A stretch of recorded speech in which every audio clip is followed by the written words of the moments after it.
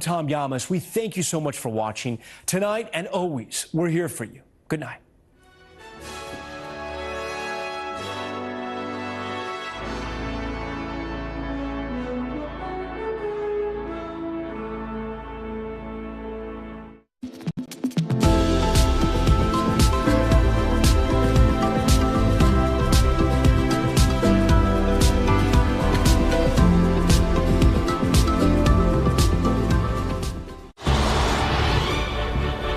KUAM TV 8, home of the Milan Cortina Olympics. Coverage begins February 6th, 2026. KUAM News headlines are presented by Calvo's Insurance, protecting Micronesia for 85 years. Matson and the Adai Itano program. Apply at matson.com and McDonald's of Guam. I'm loving it.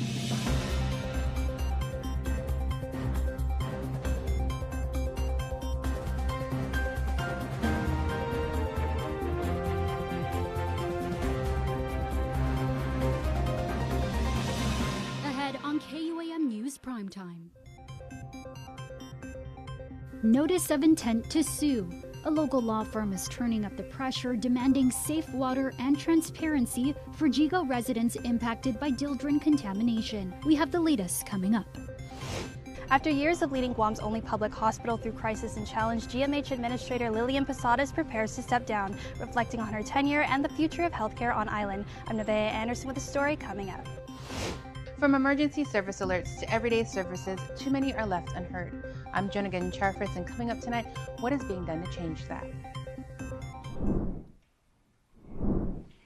Hafa and good evening. Welcome to KUAM News Primetime. I'm Destiny Cruz-Lingus. Thanks for ending your day with us. A local law firm is threatening to sue the Guam Waterworks Authority and Guam EPA unless immediate steps are taken to provide safe water and full transparency after dangerous levels of dildrin were found in one of the wells serving parts of Yigo. It's an issue hitting close to home for former Attorney General of Guam, Levin Camacho, and several other families in affected areas. Here's more. Imagine not being able to brush your teeth, cook rice, or drink from your tap. That's the harsh reality for families in parts of Yigo, where dildrin, a man-made chemical once used as an insecticide, has contaminated their water, making it unsafe. The crisis has prompted action from former Attorney General Levin Camacho, who is among the many families now living under a do-not-drink warning. His firm Camacho Titano LLP has filed a notice of intent to sue and a Sunshine Act request to the Guam Waterworks Authority General Manager Miguel Bordalio and Guam Environmental Protection Agency Administrator Michelle Lastimosa on behalf of impacted residents. And I want to be clear, although my family is impacted, we are representing everyone. Our goal is to get everyone who was impacted by this access to safe drinking water. In a letter sent Monday, the firm warned that without immediate action to provide safe water and transparent information to families, legal action will follow. The firm is also demanding clarity, an estimate of how many individuals are actually served by the contaminated well, said to be one of the highest producing on the island. So far, only 1,112 customers have received notice. That 1,100 customers, those are customers. But how many families, how many multi-generational families are living within these households? Within my household alone, we have 4 people. So you multiply that out, you're talking 4,000, 5,000 people. The warning comes after what residents describe as a frustrating town hall. One of the questions was, why aren't you going to increase monitoring? And the comment made by GWA was, we'll continue to test quarterly because that's all we are required to do under the law. So basically the bare minimum effort they can have to comply, knowing that there is a cancer-causing substance in drinking water affecting thousands of families in Yigo. Camacho says this isn't a new issue. The firm noting, quote, the U.S. EPA warned about dildrin in GWA wells in 2012, yet GWA took no corrective action. And despite promises back in December 2023 to install filters, quote, within a year, GWA now projects completion in summer 2026. Meantime, Camacho argues the agency had the ability to act faster. GWA and Guam EPA had the ability to take care of this immediately, to identify funding, put filters on, and then figure out later on who to sue to contribute to the cleanup. They could have done much more than what they have done to date. And part of it, again, is just minimizing the impact. And you can't just keep kicking the can down the road because you can't pinpoint who did it. The real issue is people are being exposed to poison in their water, period. And they need to take care of it, period. Who needs to pay for it? That's a question that the government can sort out later on, and there's a legal way to sort it out. But I think it's clear that they know who the potential responsible party is just based on the location of where these wells are testing hot. The firm's letter also requests a written response within 14 days, detailing, among other things, a proactive notification plan for all affected households, a timeline and firm commitment to provide bottled water or certified filters, monthly water testing with public reporting, and contact information for residents who want their tap water tested. While the firm acknowledges GWA has taken some steps, like installing filters at UP Elementary School, it argues these measures still fall short of what is needed to protect families facing serious health risks. The Guam Department of Education issuing the following statement on the matter in part. GWA, EPA, DPHSS, and GDOE met together on September 10th and was informed about the well issue. After this meeting, GWA addressed UP Elementary School, then installed filters the following day, September 11th, that were rated to filter out the contaminant on all drinking water sources at UP. Currently, GWA frequents UP Elementary School to constantly monitor the water filters since September 11th. The full statement is available on KUAM.com. Meantime, Camacho confirms both GWA and Guam EPA have received the letter. In other news, after nearly 6 years at the helm of the Guam Memorial Hospital as its administrator and CEO, Lillian Posadas is preparing to retire. Our Nevaeh Anderson sat down with Posadas to reflect on her tenure, the challenges faced, and her hopes for the future of healthcare on Guam. Lillian Posadas, a former registered nurse, began her tenure as administrator and CEO of Guam Memorial Hospital in January of 2019. As she prepares to retire at the end of this month, she says she's thankful to the governor for trusting her to take on the position, one she never took lightly. From the start, Posadas says her goals centered around people. When I first came into this position, the three things that I was really looking at is the employee development and training, just to kind of get the employees feel comfortable in some skills to carry on their duties, whatever level that they're in. The second goal that I was kind of aiming to achieve is recruitment of, young people. Not anything to discriminate the, senior people, but, those who are young, who are potential, especially in leadership roles here at the hospital, and with the caliber, critical thinking skills, communication skills, and just with that level of thinking and, talent. Succession is really what I was really thinking of, to have that line of succession for individuals who feel comfortable, who feel that they have the knowledge and the skills and the attributes and even the attitude, and to really then be the leaders and managers of this organization, because it demands a lot. After just over a year into her leadership, the unexpected happened.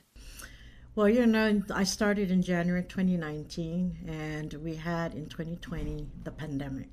That was really a very, very tough time.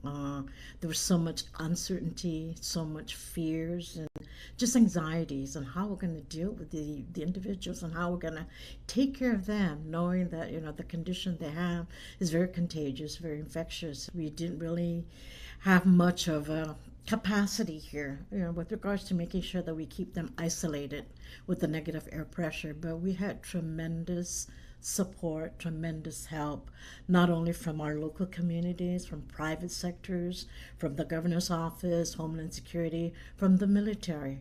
So that was a very, very tough year, very challenging years, and but we pulled through. We pulled through. Yes, unfortunately, we lost some lives, and that was traumatic for our staff and families, but there were also others who we saved. Beyond recovering from the pandemic and the damage sustained from Typhoon Mawar, finances have been the hospital's most persistent struggle over the decades.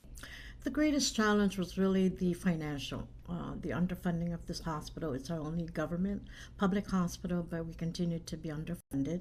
And the reimbursement rate, the insurance, the federal, like Medicare, Medicaid, the reimbursement rate is never 100%. She says unlike a restaurant where the bill is always paid in full, sometimes accompanied by a kind tip, GMH isn't always 100% reimbursed for the services they provide.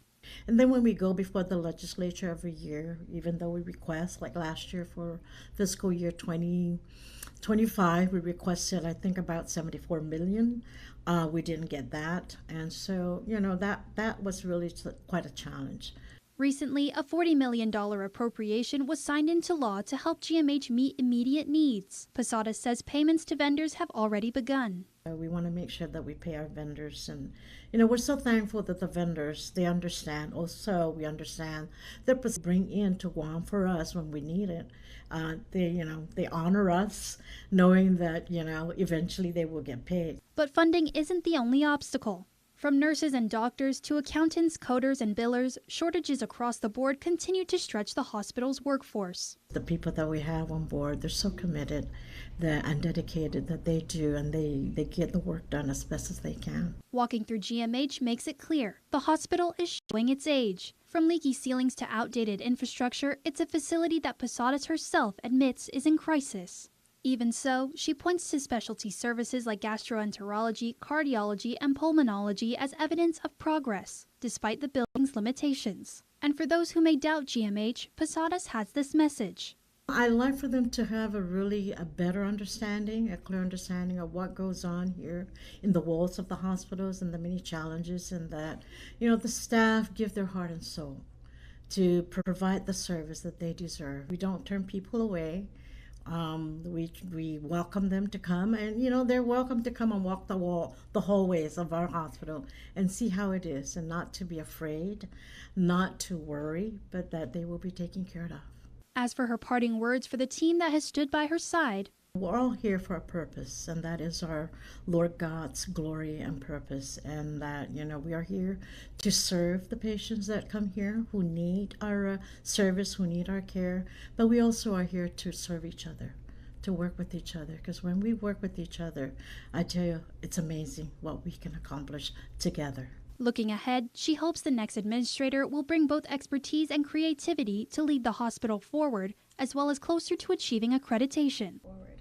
I hope that they will, be open-minded, and that they will continue and take the hospital to a higher level of performance of excellence and qualities, and has a young and creative and innovative mindset to say, hey, let's think out of the box. Let's try another solution, another way of doing things. For every challenge, for every comment made, Posadas says there have been blessings along the way. Yes, despite all the criticism, despite all the attacks, because it's not about Lillian Posadas or for Lillian Posadas, it's for the people of Guam who come here because they need to come here. That's always been my commitment, and I am just very fortunate, very blessed that the Lord has given me this opportunity. Her last day will be on September 30th, but the work of Guam Memorial Hospital continues. For Posadas, the legacy she leaves behind is not measured in policies or budgets, but in the people who carry on the mission, and in the belief that a stronger, more resilient GMH is still possible. Nevaeh Anderson, KUAM News. In other news, for nearly a decade, an executive order has called on Guam's government agencies to create language access plans, but that mandate has gone largely unfulfilled. Now, Senator Shelley Calvo says it's time to act. At a recent roundtable, the chair of the Committee on Disability Services proposed a new interagency working group to make sure deaf, hard of hearing, and limited English residents can finally access critical services without barriers. Jonah Goncharfaris has more. Language is more than words. It's a foundation of connection. And for Guam's deaf and hard of hearing community, the lack of access has often meant exclusion. At a roundtable this month, lawmakers, agency leaders, and advocates gathered to change that. For years, Executive Order 2015-015 has required all government agencies to adopt and carry out language access plans. But nearly a decade later, the mandate remains mostly unmet. that can soon change. Senator Shelley Calvo, chair of the Committee on Disability Services, announced her plan for a new interagency working group to bring government into compliance. Our commitment to DHH inclusion is not just about compliance. It's about equity, accountability, and institutional trust. Let this hearing be a turning point towards lasting change. Language access is essential to ensuring every resident on Guam can fully participate in public life. Communication is the pinnacle of human interaction. The September 15th roundtable drew voices from across the government: DISIT, education, public health, Guam behavioral health, UOG, Guam legal services, even the judiciary and Guam police submitted testimony. What they all agreed on? The gaps are urgent, from the shortage of qualified interpreters to the lack of captioning during emergencies to the need for workforce training and sustained funding. Michelle Perez is the director for the Department of Integrated Services for Individuals with Disabilities. And really think like we need to be there for these individuals. We need to provide that service. So, I know when we spoke with Mr. Lezama, he did bring up some good ways to try and bring out more people to do interpretation and stuff. And what incentives can we provide? And I think that's something that we all as a community need to figure out, because it takes a certain person too to be able to do that, right? Not everyone can be an ASL interpreter. And I know the courts, they also have their pool of interpreters, but I think we're all just pulling at them from all different directions. DOE has them as well, so we're all trying to fight for the same little pool. So we need to figure out an opportunity for individuals who want to be interpreters, whether they be family members who become certified or other individuals, and give a good incentive for this program. The proposed working group, led by DISIT, would set benchmarks, provide technical assistance, and ensure agencies not only draft plans, but also implement and evaluate them. How do you communicate with the law enforcement officer when you're trying to say, I have a hearing impairment, but they may think of it as being aggressive because they're trying to communicate. So those are some things, and DISIT has, and so has CEDARS, provided disability and sensitivity awareness training to our Government of Guam employees, first responders, and it's also part of the post requirement. But it's not to say we can't do more. And while the immediate focus is on residents who are deaf and hard of hearing, Calvo says the effort must also extend to Guam's diverse community of limited English speakers, ensuring no one is left unheard.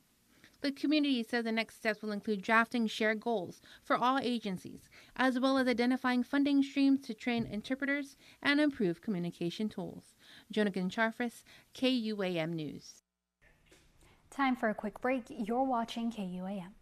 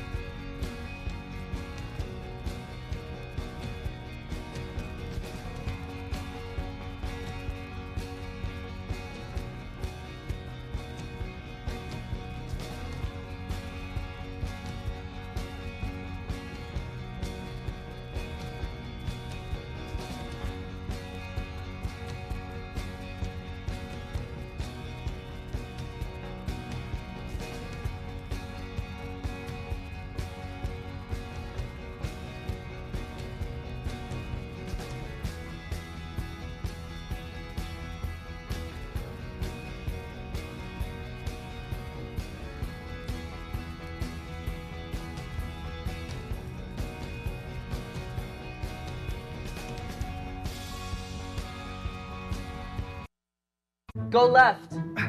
Better? Go right. How about now? Still nothing. Uh-oh. Tired of unreliable satellite internet? Switch to GTA Air Fiber. Faster and more affordable than Starlink. Get blazing speeds up to 500 Mbps for just $70 a month with no equipment to buy, free professional installation, and Plume Home Pass Wi-Fi included. Built for Guam, backed by award-winning local support. GTA Air Fiber. Ditch the dish and make the switch. Parents, would you like your child to be well prepared for school? The Guam Early Learning Council believes in building a supportive community to help your child be successful in school and in life. If you would like resources and information to see if your child is reaching key stages of growth for school, call 311 Monday through Friday from 8 a.m. to 5 p.m. excluding holidays. We are here to assist. I'm going to school. I'm going to learn and play. That's so cool. I grew up on Guam. Sports shaped who I am. But representing our island on the national basketball team taught me the importance of community. After 10 years in Hawaii, working at Bank of Hawaii, I came home to give back and to lead. At Bank of Hawaii, we're passionate about helping everyone in our community create a better life for themselves and their families to reach their possible. I'm Mike Sakazaki, and I can't wait to help you reach yours. Anything's possible. Reach your possible with Bank of Hawaii. Welcome back to Primetime. A 47-year-old man is facing charges after allegedly assaulting an intoxicated woman who was left in his care. According to a magistrate's complaint, the woman had been drinking with friends, including Amit Das, when she became too impaired to walk. Witnesses helped her to Das's hotel room, where court documents state he removed her shorts and assaulted her. The victim told police she said, quote, no, tried to push him away and even kicked him. But Das allegedly restrained her and continued touching her. Das was later arrested and charged with 4 counts of misdemeanor fourth-degree sexual assault. He has since been released on a $3,000 personal recognizance bond. A man wanted in several theft cases and accused of fleeing police earlier this summer is back in custody. Court documents state 31-year-old Raymond Sablan Nguatnya II was arrested early Monday after a woman in Nguatnya called police asking to have him removed from her home. Officers found Nguatnya asleep on the couch. He is charged with possession of a Schedule II controlled substance, misdemeanor theft, and 2 counts of petty misdemeanor theft. Investigators linked him to multiple incidents in May, including gas drive-offs at Hagåtña and Nguatnya mobile stations, and to the theft of a water blaster and a ring camera in Agana Heights. Back in June, officers spotted Nguatnya but say he ran into the jungle and escaped. A glass pipe with methamphetamine residue was recovered from the vehicle he abandoned. Now, after months of searching, police say Nguatnya will finally face the charges in Superior Court. A man who admitted to stealing mail and using stolen credit cards has been sentenced in federal court. 35-year-old Lawrence Nguatnya will serve 6 months of home detention as part of a 3-year supervised release term. Chief Judge Francis Tidinko Gatewood also ordered Nguatnya to pay nearly $900 in restitution to J.P. Morgan Chase. Prosecutors said Nguatnya broke into cluster mailboxes in Manilao, stealing letters, credit cards, and prescription medication, using 2 of stolen cards to make purchases at gas stations. He previously violated pre-trial release conditions, failed drug tests, and admitted to using meth before being detained in July. Under a plea deal, Nguatnya pleaded guilty to 2 counts of theft of mail and unlawful possession of identification. 5 other charges were dismissed.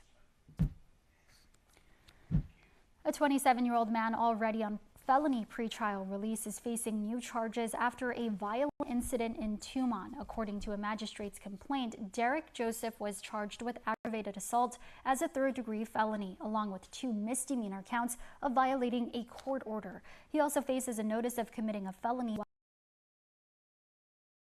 Assault happened just after midnight Sunday at Porky's Bar. Police arrived to find a man unconscious but still breathing with no visible injuries. Investigators say Joseph was quickly identified after his photo began circulating on social media. In other news, 50 new life-saving tools are now in the hands of Guam's firefighters. The Guam Fire Department unveiled brand new breathing apparatus sets this week. Equipment leaders say will keep first responders safer as they protect our island. Jonah Ginchafaris reports. It's a major boost for Guam's first responders. The Guam Fire Department has acquired 50 brand new self-contained breathing apparatus sets, purchased through $450,000 in federal funding from the Guam Housing and Urban Renewal Authority's Community Development Block Grant Program. Each set includes 1 harness, 2 bottles, 2 masks, and a voice amplifier, designed to give firefighters the protection and confidence they need in fire suppression and rescue missions. GFD Fire Chief Darren Burrier. We are so excited to be able to get these equipment for our personnel.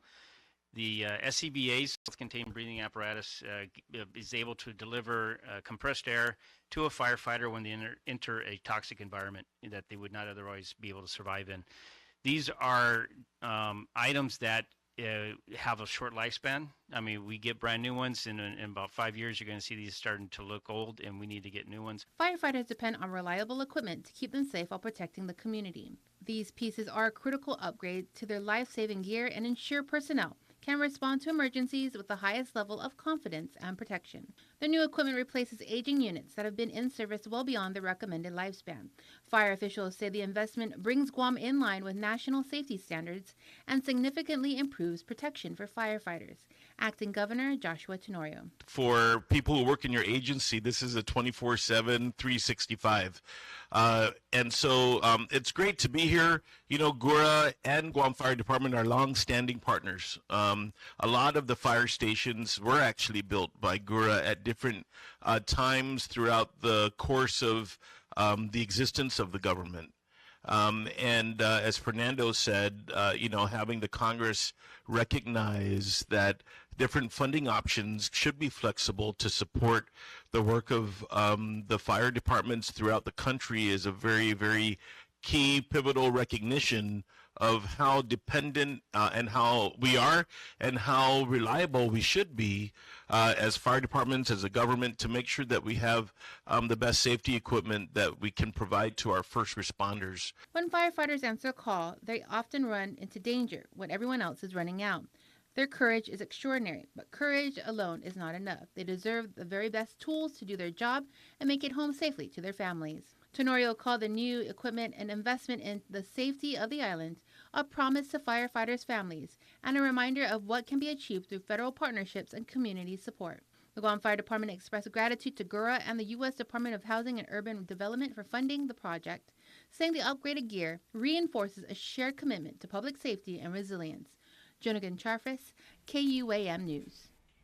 More primetime when we return. Calvo Select Care's comprehensive medical provider network offers our members choice and access to quality facilities locally in Asia, Hawaii, and the continental United States. We provide our members several wellness programs and healthy options to improve their overall health status. The FY 2026 Gov Guam self-funded open enrollment starts September 16th and ends September 27th. Gov Guam employees and retirees enroll now. It's happened. The gold mine of McDonald's chicken has been struck. Added to your snack wrap and McCrispy and made for dipping. It's special edition gold sauce. It's happened. The gold mine of McDonald's chicken has been struck. Added to your snack wrap and McCrispy and made for dipping. It's special edition gold sauce.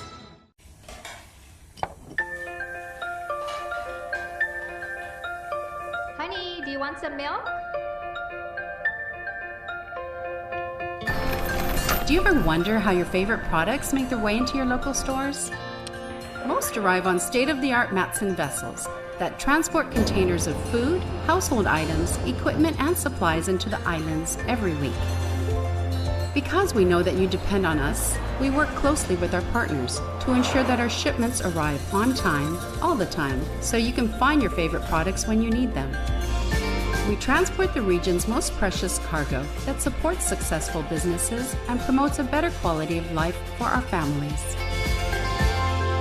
Matson is proud to have been the hometown shipping carrier for Guam, the CNMI, and Micronesia for the past 25 years, and you can count on us to be here for generations to come.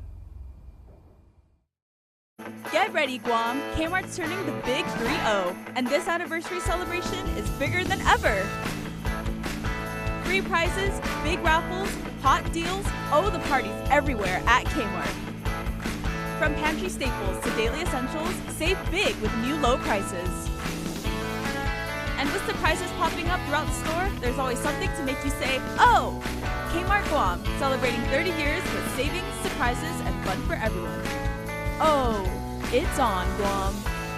Welcome back to Primetime. As thousands gathered for Charlie Kirk's memorial, the nation faces tough questions on free speech. Kirk was a staunch advocate for free speech protections. But in the wake of his death, there are new concerns, from the suspension of ABC late-night host Jimmy Kimmel to new rules at the Pentagon. And over at Evergreen Middle School in Colorado, students went back to school after the high school shooting on September 10th.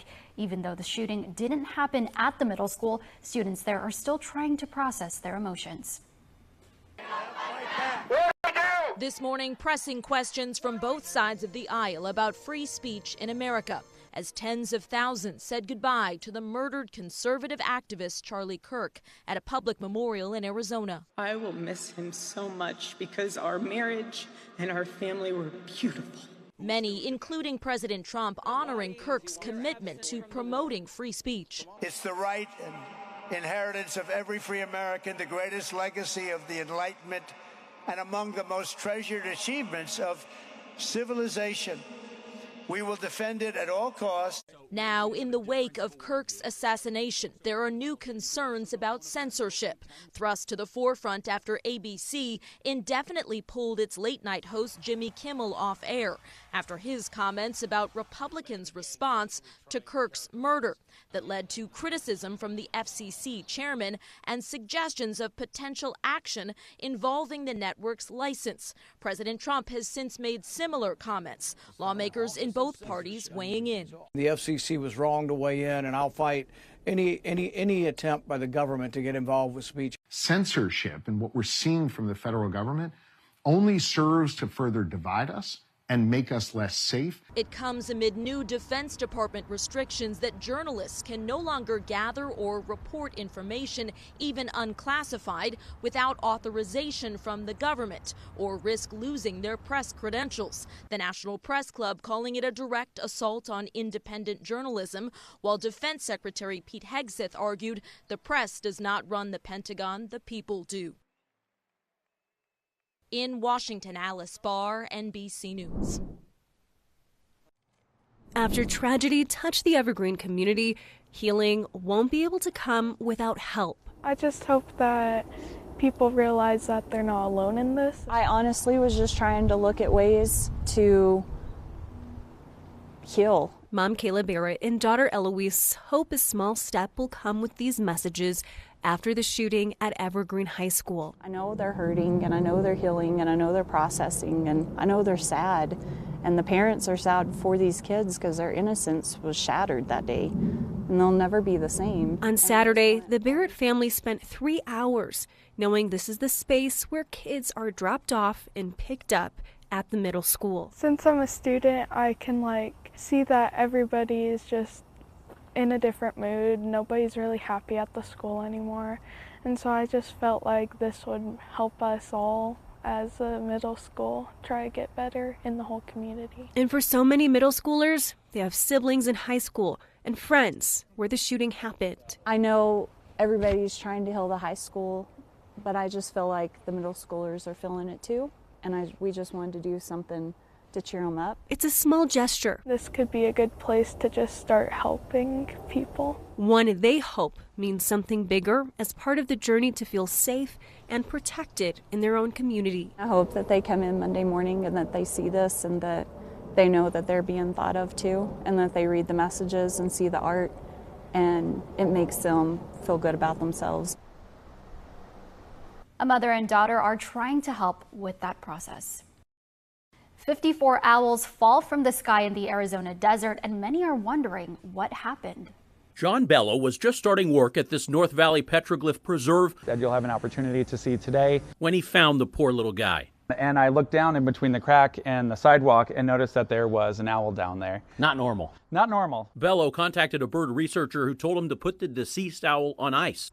That researcher knew something strange was happening. Bello's discovery was one of 54 flammulated owls found in the Phoenix area last year between September and October, all brought to Valley Bird Rescues. That's compared to just 9 owls of the same species turned in the previous year and 3 before that. You've got a mystery on your hands. Yeah, we are exploring a mortality event that occurred with a small migratory insectivore owl. Jason Struthers is a veterinary pathologist at Midwestern University in Glendale, trying to figure out just what happened. So this would be number 42. They're so little. Yeah, and it's amazing that they can easily fly 300 miles in a day. So they either fell from the sky, died after landing, or they were found suffering. Exactly. Lots of them were found in pools. 13 of the owls were rehabbed. The carcasses of the other 41 are now under the microscope being studied at Midwestern and 2 other colleges. We open the carcass and look at all the organs to look at types of poisons that they might be exposed to. So we try to cover all our bases by being extremely complete with sampling all the organs. Struthers has one big clue. A fall heat wave last year overlapped with the owl discoveries. The temperatures were around 2.4 degrees Fahrenheit greater this past year than the year prior. 39 of the 41, they have damage to the kidneys. That could be a concern that they're experiencing dehydration. After all tests are complete, if heat remains the most likely cause, it will demonstrate how even small changes in temperature can have debilitating effects on this species. We hope to really paint a picture and whether this will be a repeating issue that will be more common as the Sonoran Desert temperatures continue to increase. A migration mystery with an answer likely in reach. And it's thanks to people across the valley like John, who cared enough to take a moment out of their day to act. There's a term that's used for that called citizen science. You still can play the role of a scientist by providing little bits of data that other scientists can use to better understand a species, better understand an environment. I think it's really important that we have that natural wonder and curiosity, especially when it comes with nature. We're all here together to try and survive and thrive in this desert environment. Joe Dana, 12 News. More prime time in just a moment. New crafted flats from Pizza Hut are just $5 each till 5 p.m. Choose from 5 handcrafted recipes you won't want to share. Mom! No! And you don't have to. The new crafted flats, just $5 each till 5 p.m. and available till close, only at Pizza Hut. Now it pays to spread the Better Together experience. With our brand new referral program, you can earn up to $150 in account credits for every referral you bring in. That's right, family, neighbors, friends, even your coworkers. Just pass them your account name and account number. When they sign up for Docomo Pacific service and drop your info, cha-ching! Credit applied. So spread the word and start stacking those savings. Additional conditions may apply. Docomo Pacific, we're better together. Win one championship, you're celebrated. Win twice, they call you a hero. 3 times, they say words like legend and dynasty. 4, 5, 6 titles, they'll say enough is enough. But when you've won it all 7 times, what's left to say? The trophy speaks for itself. Introducing the full lineup of Ram trucks. Ram, 7-time winner of Motor Trend's Truck of the Year. Giving Every Tuesday is brought to you by Raising Cane's Chicken Fingers. One love. In this week's Giving Every Tuesday, as little as 1 can make a difference. From September 1st through October 1st, Marine Corps Base Camp Laws is participating in the island-wide Construction Canned Food Drive. The initial goal is collecting 250 cans for 250 years of the Marine Corps. The mission? Collect canned goods to feed children across Guam. The donation drive supports Construction, a community event hosted by B. Heartfelt and Tower for Humanity. The event provides the opportunity to serve as good stewards of Guam by addressing issues that affect one of the island's most vulnerable populations, its children. Donations will benefit B. Heartfelt's Meal Pack program, which feeds 350-plus children weekly by packing and distributing discrete meals. Thanks to the enthusiastic participation across the installation, the initial goal of 250 cans has already been surpassed. But the effort isn't stopping there. Donation drop boxes will remain available through October 1st.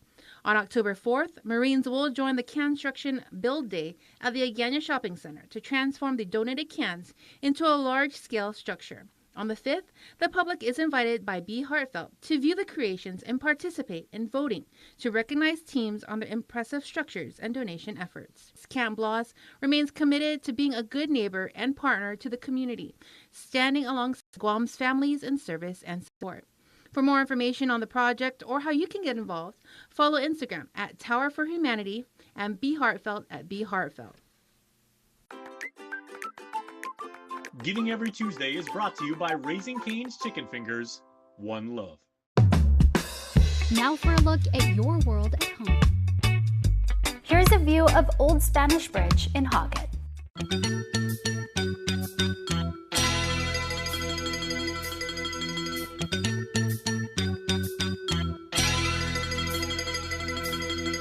Isahu, isahu, ay zu umisaw. Isahu, isahu, ay zu umisaw.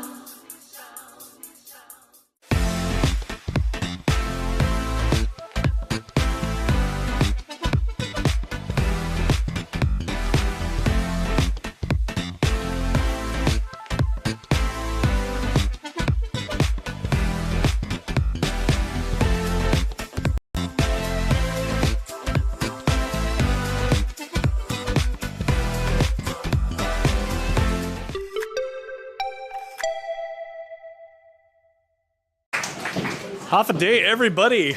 I am here on a weekday, and I'm here at Central Lanes in Tamuning, and what do we got here? We got some Islanders, we got some Bulldogs, we got some Geckos, we got some Toninos, we got some Sharks. We are here for high school bowling, and man, it's a packed house here. And this is really, really awesome. I wonder if they'll let me in. Okay, there's a lot of school support here. And I think all schools that are participating. There you go, see that? Excuse me. Could I get through? Oh, it's lucky I'm tall. I'll just step over this. Thank you. Okay, so high school bowling is in effect. First quarter sports are awesome. Here's a... Okay, we got JFK and Sanchez and GW going at it. I got my buddy Rob here. Hey, Coach, how's the team looking so far this year? Everybody's doing good. All the teams. I'm glad all these boys are coming out. This is a real good program that they put together, and it's awesome. Okay, how many hours a week are you guys getting in for practice? We're getting at least twice a week, and we go like 2 to 3 hours a week. Very cool. Okay. And is the format like everybody plays everybody, or are you guys going like head-to-head versus a particular school? Actually, it's everybody playing every single event, but next week it's called Bakers. It's actually competition. Very nice. Okay.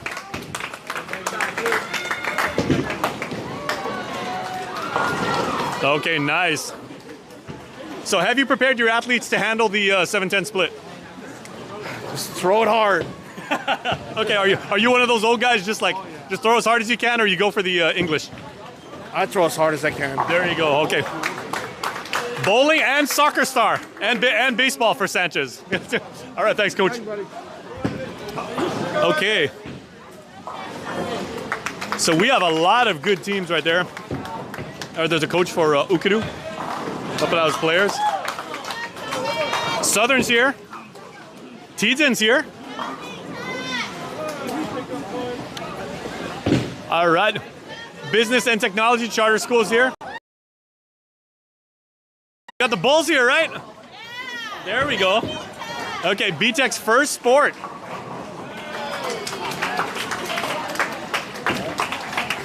All right, one of the hardest working men certainly in the bowling area, Jay Leon Girl. What's up, Jay? Half a day. Half a day. All right. Welcome. Thank you for coming down. This is the inaugural meet for our kids, so it's okay. So far looks good. So far so good. Yeah, Jay's taking score. And how impressed are you with the caliber and just the number of teams that have come out? Well, it's grown so much that we have to separate the girls. The girls meet was Tuesday, and today's the boys meet for Thursday. And it's grown so much that the IAG and ISA separated because this bowling center can't accommodate everybody. So all business guys out there, if you want to build a bowling center, the market's there for you. Very nice. Okay. Now I know it's really, really intense here because the boys are playing, but Jay, I know the ladies were just as hype as the boys, probably more so. Yes, the girls were definitely, they were yelling yesterday. I think on Tuesday, they were yelling on Tuesday. Okay, girl power, right? Okay, so Ukadu's here. What's up, Ukadu? Okay, dude. There's my Sharks. What's up, guys? Hey, how many athletes you guys have this year? We have a lot, yeah. We gained like 4 or 5. Okay, great. Good luck to you guys this season. Okay, so it is standing room only in here. So, man, if you guys want a great spectator sport, come out to Central Lanes, man. This is really fun. Cheer on your favorite athletes.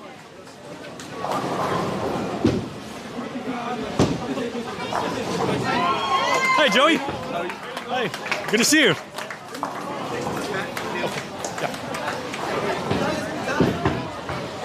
All right, so here's the Southern team and BTAX. Hey, hop a day. Or the BTAX, right? Okay. Is BTAX in the house? Yeah! All right. Okay, this is cool. All the teams are all like taking turns, trading lanes. Hey, how's it going? How's it going, Coach? Good to see you, man. The Bulls are definitely here.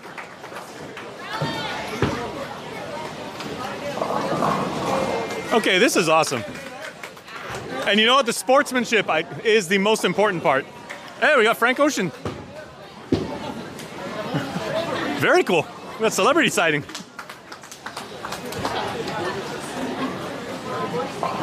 Okay, coming back on the left corner. I'm trying to get some scores for you guys. See who's up right now. Hey, JFK's in the house. What's up, Islanders? Hello. Yeah. Hey, how big's your team? How many bowlers you guys have? About 25 to 30. Nice. Okay. How's training been for you guys, and how satisfied are you with how satisfied are you with how ready you guys have gotten? I'm pretty satisfied. A lot of new people, but they seem to get the hang of it. Okay. How much fun is this to actually come out and bowl with your classmates? This is really fun. We come here straight after school. Okay, you'd be here anyway, right? Yes. Hey, but the fact that you actually get to wear your school colors and compete for your school, that's awesome. Yes. All right. Hey, good luck, JFK. Thank you. Thank you. Okay.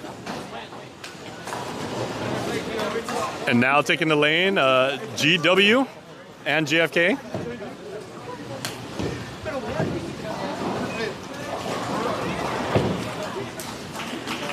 So we'll get a couple shots of...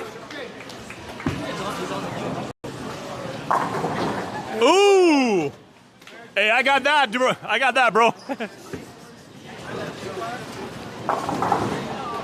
Oh, that one's gonna be tough. Yeah, you got that. All right, everybody, but that is the high school bowling league here at Central Lanes. Come on out. I think JFK is even using a ball with their school colors.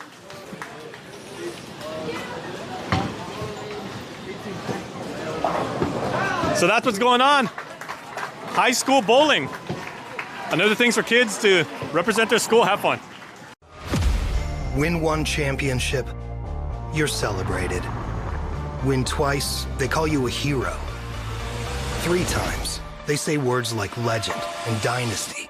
4, 5, 6 titles, they'll say enough is enough. But when you've won it all 7 times, what's left to say? The trophy speaks for itself. Introducing the full lineup of Ram trucks. Ram, 7-time winner of Motor Trend's Truck of the Year.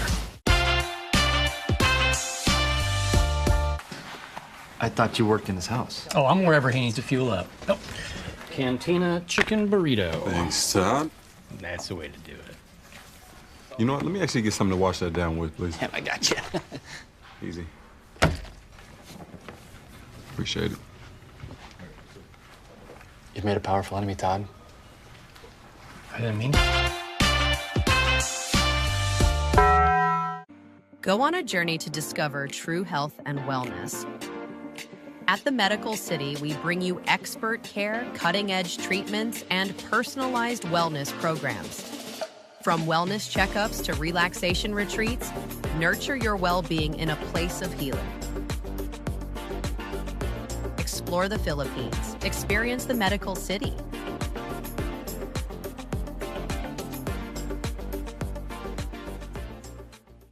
CBS kicks off its fall season this Thursday with the sizzling premiere of Survivor 49. Castaways will battle relentless heat for stakes that may stretch beyond the $1 million prize.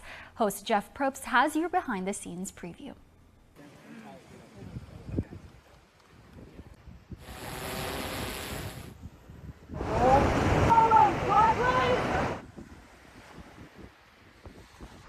is Survivor 49.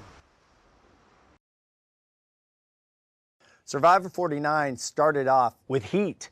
Heat, heat, heat. Just wears you down. This is extremely hard. Like, we're struggling out here. I smell gross. I can't imagine on day 26. You're gonna be like way back there. This group was really funny.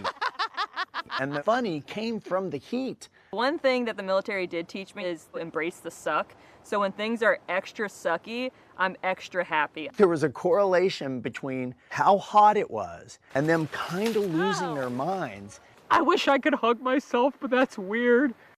We have a lot of players fans are going to relate to. If I can walk away with joy or the light at the end of the tunnel after a lot build. I'm married, and during the application process, we got pregnant. I gave her the option to bow out to be there, but she said, no, you got to go and bring that money home, and we'll have a family waiting for you. My brother was diagnosed with autism, and he didn't really have many friends, so I was kind of his best friend. I started working in film in 2000, which culminated in producing films for Marvel Studios. Everything I've done as a journalist has prepared me for this game. I'm going to slowly pull out everybody's story and use that against them. The players knew that we were not fully cast on Survivor 50. I'm not saying anybody will end up on 50. It wasn't a guarantee that we were going to take somebody from 49, but we did go into 49 saying, we're open. You're good, go Hina! 49 is unique. It starts off very tough and it ends very unpredictable. Woo! And in between, you have this mesh of people come together and having to figure it out. And you're going to be guessing all along, who are the two players that are going to end up on 50?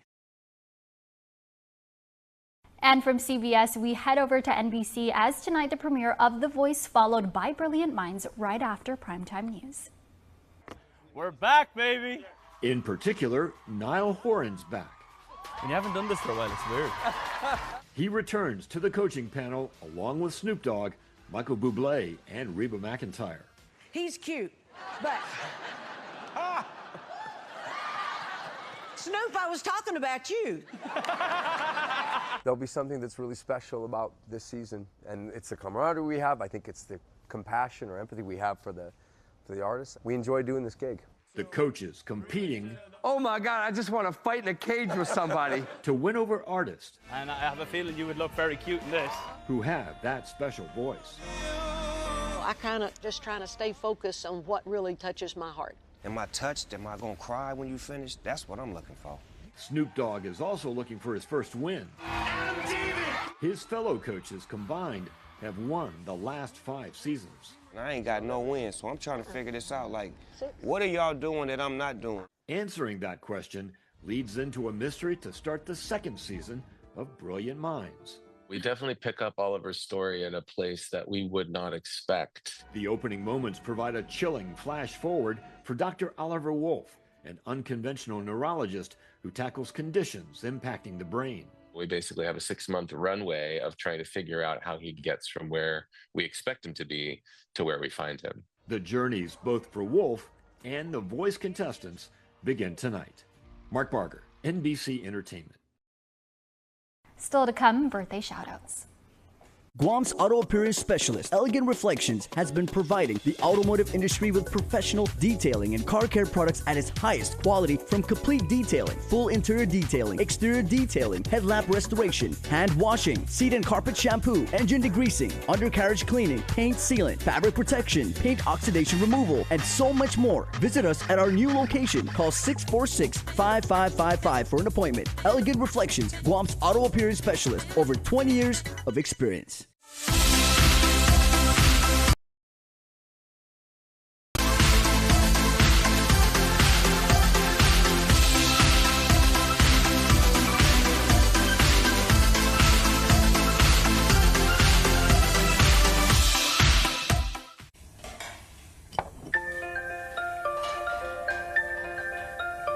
Honey, do you want some milk?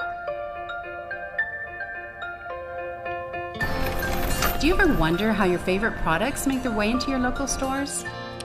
Most arrive on state-of-the-art Matson vessels that transport containers of food, household items, equipment, and supplies into the islands every week. Because we know that you depend on us, we work closely with our partners to ensure that our shipments arrive on time, all the time, so you can find your favorite products when you need them. We transport the region's most precious cargo that supports successful businesses and promotes a better quality of life for our families.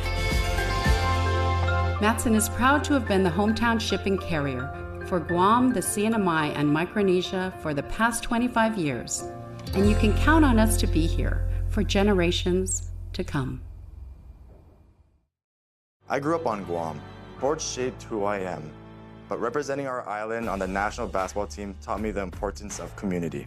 After 10 years in Hawaii, working at Bank of Hawaii, I came home to give back and to lead. At Bank of Hawaii, we're passionate about helping everyone in our community create a better life for themselves and their families to reach their possible. I'm Mike Sakazaki, and I can't wait to help you reach yours. Anything's possible. Reach your possible with Bank of Hawaii. Win one championship, you're celebrated. Win twice, they call you a hero.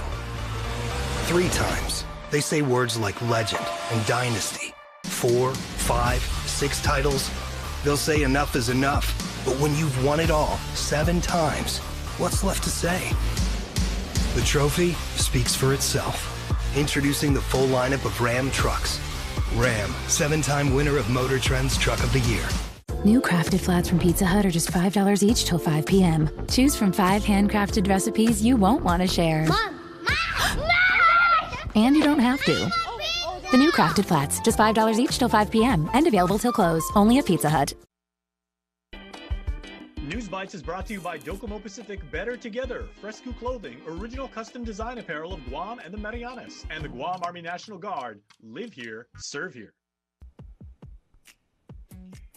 Buenas and Hofade Guam, I'm Jonagan Charfris, and these are your News Bites. Catholic Social Service will be hosting their Legacy of Hope Brunch Gala on October 19th at the Hotel Nico Guam. The brunch will be held at the Tossie Ballroom from 11 a.m. to 3 p.m. and is $75 for adults and $40 for kids ages 4 to 11. All proceeds go to the Alley Shelter and the Emergency Food Pantry, both celebrating 45 years of service. For tickets, call 671-635-1406. The Children's Arc presents the Zombie Run 2025. The 2K 5K Spooktacular event takes place on October 11th at the Leo Palace and begins at 3 p.m. There'll be a haunted house, food trucks, train rides, and more. To register, you can scan the QR code you see on your screen. And finally, make sure to check out the BWA Guahan Doula Project that focuses on helping women who are having difficulty accessing prenatal care to have their healthier pregnancies and healthier babies. It's hosting a series of doula outreach sessions starting on September 27th, that's this Saturday, at the Hoggett Community Center from 10 a.m. to noon. Get informed about what is a birth worker, what are the benefits of a doula, and how they can support you. And if, in case you missed it, and in case you missed any of the events that we've been featuring, you can head on over to KUAM.com or check us out on our Instagram page at KUAM News.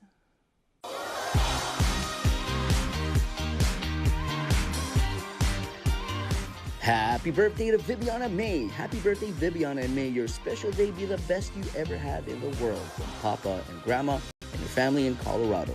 We love and miss you. Also, happy birthday going out to Linda Pangolina, and happiest of birthdays to our superhero, Wonder Woman Mama. This one's coming out from the family saying they love you so much. Also, happy birthday going out to Lieutenant Commander Michelle Tucker.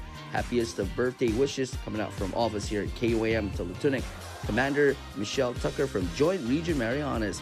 She's a positive person with an infectious smile, and she just loves Guam. So Michelle, thank you for your service. We hope you take some of your amazing pictures of sunsets and have a great birthday with your fellow content creators. Also, happy birthday going on to Ira Shane Charfres. Happy birthday on you, Ira. You continue to make us proud and grow into an exceptionally young man. We love you, son, and have a great day. Also, last but not least, happiest of birthdays to Lola Rosario. Happy birthday, bunny. Have an amazing birthday, and this one's coming out from your family. And also, if you celebrate a birthday today, happiest of birthday to you from all of us here at KUAM. Want to wish your special someone a happy birthday? Just click the QR code here on your screen or email birthdayclub@KUAM.com.